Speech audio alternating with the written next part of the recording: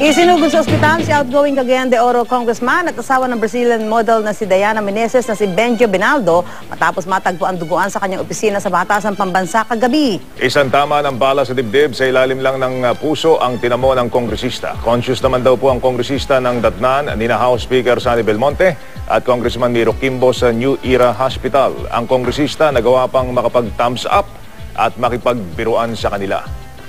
Naroon din sa loob ng ospital ang kanyang asawang si Diana Meneses. Matatandaan naging kontrobersyal ang dalawa matapos mag-post ni Diana na mensahe sa kanyang Twitter account tungkol sa domestic violence. Nilinaw naman ni Congressman Benaldo na tulad ng iba, dumaraan din sila sa problemang mag-asawa na nais nilang solusyonan sa pribadong paraan. Nagkaayos na ang dalawa matapos nito.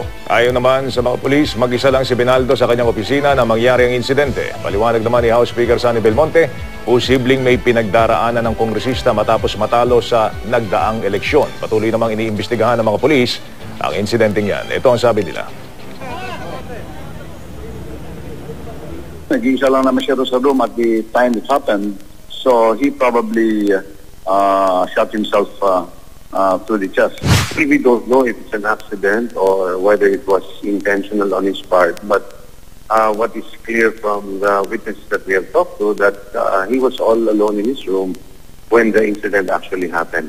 Remember that he had lost in this last election, and he was probably feeling a little depressed as everybody else would be. Ganun na lang that's what I could, I don't know anything else about the domestic life niya or anything like that. Pero I would say na natural lang yung he feels depressed after the incident. He'll get through this thing, kanya.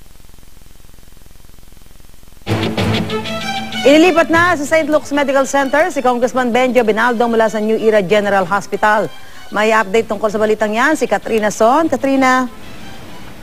Susan, naging payapa nga ang gabi dito sa St. Luke's Medical Center matapos mailipat dito si Representative Benjamin Benjo Benaldo. At mula naman kagabi hanggang ngayon ay wala tayong namataan na bumisita dito. Pasado alas 10 ng gabi nang mailipat mula sa New Era General Hospital si Representative Benaldo dito sa St. Luke's Medical Center sa Quezon City. Mabilis at palihim daw na ipinasok sa naturang ospital si Benaldo. Ayon sa isang staff ng ospital na tumangging magpakilala at humarap sa kamera.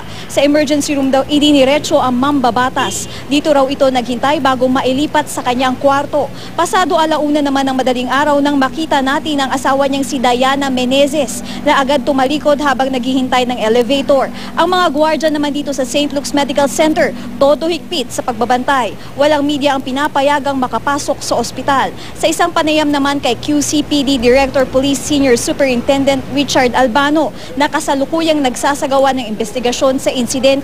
Wala raw tinama ang vital organ ni Benaldo base sa x-ray na ginawa dito. At yan na muna ang latest mula dito sa St. Luke's Medical Center. Susan? Maraming salamat, Katrina Son.